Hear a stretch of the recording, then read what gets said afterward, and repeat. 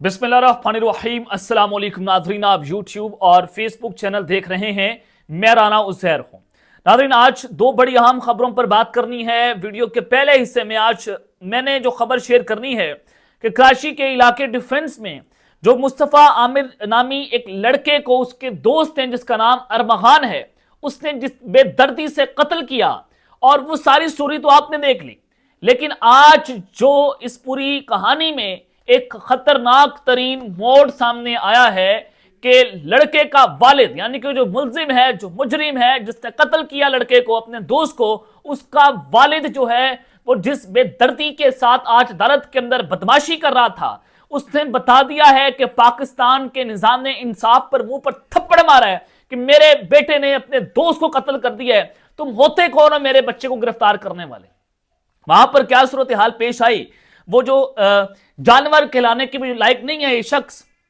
अरमगान नामी शख्स, और उसका वालिद उससे भी बड़ा जानवर है जिसने आज जो सारा कुछ किया, जो दरिंदगी दिखाई। क्या तफसीलात हैं इस कत्ल के हवाले से, और फिर जो लड़की थी, जो गर्लफ्रेंड थी जिसकी वजह से ये सारा वाकया पेश आया, वो लड़की कौन निकली है, उस लड़की के भी कत्ल करने की खबरें आ रही हैं। ये मामला क्या है, उस हवाले से भी कुछ इंपॉर्टेंट डिटेल्स आपके सामने रखूंगा। लेकिन दूसरी जानिब जो अहम खबर है पाकिस्तान की सियासत के हवाले से, जो वीडियो के दूसरे हिस्से में हम बात करेंगे कि जनाब तहरीके इंसाफ ने इस वक्त बगावत खड़ी हो गई है। कुछ बातें इमरान खान साहब तक आज पहुंचाई गई कि कौन किसके साथ राब्ते में है, वकला क्या कर रहे हैं, और फिर इस्टेब्लिशमेंट की तरफ से भी एक शटअप कॉल की खबर आ रही है। ये मामला क्या है, उस हवाले से कुछ अहम तरीन तफसीलात मैंने आपको बतानी है। लेकिन आगे बढ़ने से पहले आप सबसे दरख्वास्त के चैनल को जरूर सब्सक्राइब कर लें, बेल आइकन को दबा दें, आने वाली तमाम तरह अपडेट्स आपकी खिदमत में हर वक्त पेश होती रहें। नाज़रीन, सबसे पहले बात कर लेते हैं कि जो अरमगान शख्स है, जो बच्चा है, उसने अपने दोस्त को कत्ल किया, एक लड़की के पीछे कत्ल किया, और फिर जैसे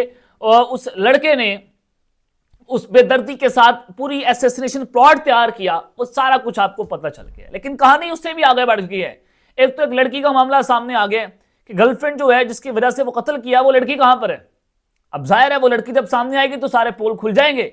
अब वो लड़की जो है उसको भी धमकियां देना शुरू कर दी, और फिर वो लड़की अचानक से गायब, अचानक से मंजर से निकल गई है। और फिर आज अरमगान के वालिद थे, वो जानवर के और उससे भी बड़ा जानवर उसका वालिद साहब है जनाब। उसने आज क्या किया जनाब, मुल्जिम अरमगान के वालिद कामरान कुरैशी ने जबरदस्ती जज के चैम्बर में घुसने की कोशिश की। अब आपको अंदाजा ये करें कि सहाफी कोई बात कर लेता है तो सहाफी जो है उसको उठाया भी जाता है, पुलिस अरेस्ट भी कर लेती है, तशद्दुद भी होता है। तो ये कामरान कुरैशी जैसा एक शख्स, आप इसको उल्टा टांग दें, आप जरा ये अरमगान जो है उसको सजा दें, आप देखेंगे कई सदियों तक ऐसे वाकयात नहीं होंगे। जनरल ज़िया के दौर में जब हुआ था, जब उल्टी फांसी लटका दी थी, उसके कई साल तक ऐसा कोई गुनाह, ऐसा कोई जो वाकया जो है वो पाकिस्तान के अंदर पेश नहीं आया था। इस तरह के दरिंदे जो हैं वो पाकिस्तान के अंदर खुले यहाँ पर नाच रहे होते हैं, यहाँ पर धंधना रहे होते हैं, लेकिन जो मिडिल क्लास एक जर्नलिस्ट है उसकी जान जो है वो खतरे के अंदर पड़ जाती है। तो कामरान कुरैशी ने कहा कि जाकर जज से कहो कि मैं मिलने आया हूं, मेरे बेटे अरमगान का केस चल रहा है, मैं जज से मिलूंगा। यानी कि तुम्हारे बाप का मुल्क है कि तुम जाकर जज को धमकियां दे रहे हो। यहां पर आइन और कानून के मुताबिक केस होगा कि तुमने, तुम्हारे बेटे ने, इस जानवर ने एक बच्चे को कत्ल कर दिया,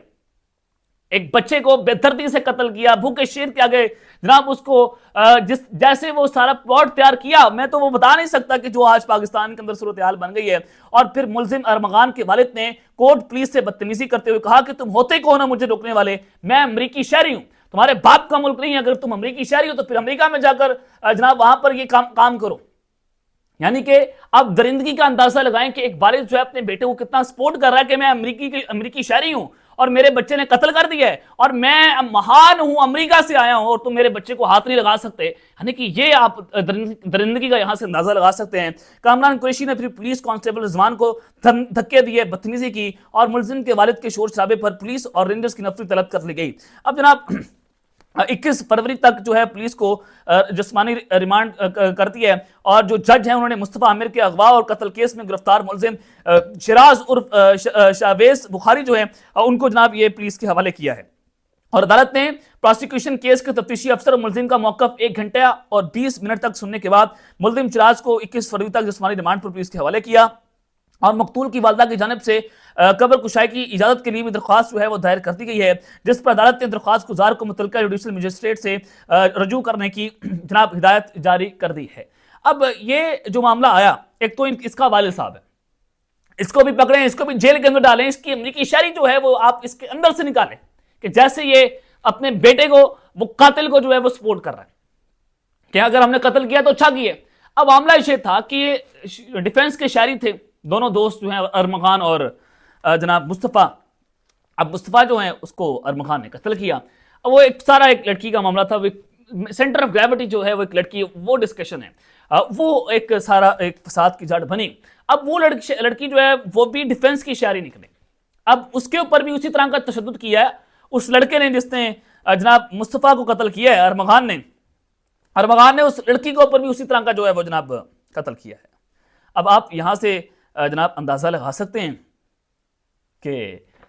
वो लड़की जो है फिर उस पर तशद्दुद करते करते जब उसकी हालत ज़्यादा ख़राब हुई तो अरमगान जो मुलज़िम है उसने उसको उसके घर पर छोड़ा और उसके फौरी बाद वो लड़की जो है वो पूरे इसरार तौर पर लापता हो गई है, उसका कुछ पता नहीं है। अब जैसे वो मुलज़िम अरमगान का वालिद कामरान कुरैशी जो है वो पुलिस वालों को धमकियाँ दे रहा है, जज को धमकियाँ दे रहा है कि जज से मैं मिलने आया हूँ, तो जनाब आप अंदाज़ा करें कि अगर ये इतनी रौनक एक फ़िरौन हमें नज़र आ रहा है कि वो फिर उसने उस लड़की को भी कोई ना कोई ऐसे धमकी दी होगी या उसको भी अगवा कर लिया होगा। इसकी भी तहकीकात होनी चाहिए कि वो लड़की इस वक्त कहाँ पर है। वो ज़राए बता रहे हैं मुबैना तौर पर लड़की जो है पर इस तौर पर अपने घर से गायब है। इस वक्त मीडिया भी इसी चीज़ को इस तरह से जनाब रिपोर्ट कर रहा है। तो जनाब आगे बढ़ते हैं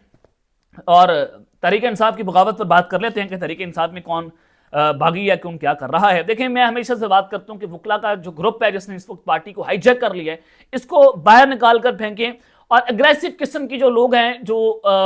पीछे खड़े हो सके इमरान खान के या उनको डिफेंड कर सके, यानी कि एक पूरी पार्टी से तरबितर है, शरासा बिखरा हुआ है और अकेला इमरान जो है वो जेल के अंदर है, बाकी लोग जो है आपस में लड़ रहे हैं। वो मिसाल यूसुफजई उधर से उठ के कहती है कि मैं वज़ीर कानून बनूंगी, मैं ये कर दूंगी, मैं वो कर दूंगी, और यानी कि आप अंदाजा करें कि ओहदों की बंदर बांट के लिए ये मिसाल यूसुफजई किस हद तक गिर गई है। शेर अफजल मरवत साहब जो है उसको पार्टी से निकाला, वो अपनी पार्टी पर खान के ऊपर सबके ऊपर चढ़ दौड़ा, उधर से जनाब शंदाना गुलजार को लॉन्च कर दिया। यानी कि इस आप यहाँ से अंदाजा करें कि ये पार्टी जो है उसमें एक ही शख्स है, वो है इमरान खान, बाकी लोग आपस में लड़ रहे हैं। अब जनाब एक और अहम खबर है, ज़राए के मुताबिक पार्टी की मरकजी कायदीन ने, यानी कि जो पॉलिटिकल ग्रुप है पीटीआई का, अब यानी कि पीटीआई में दो ग्रुप हैं, एक वकला का ग्रुप है और एक सियासतदानों का ग्रुप है, तो पार्टी की मरकजी कायदीन ने वकला की शिकायत की, पैगाम रसानी, कोर कमेटी और सियासी कमेटी इजलासों में उनके तर्ज अमल पर सवालात उठाए। वकला बदमाशी अपनी अलग कर रहे हैं, तो सियासी कायदीन ने बताया कि जनाब आप ये क्या कर रहे हैं, पार्टी को आपने ये बार काउंसिल बनाना है, ऐसे तो नहीं हो सकता कि बार काउंसिल की तरह पार्टी चलाएंगे, पार्टी के अंदर जो है बदमाशी भी नहीं चलेगी,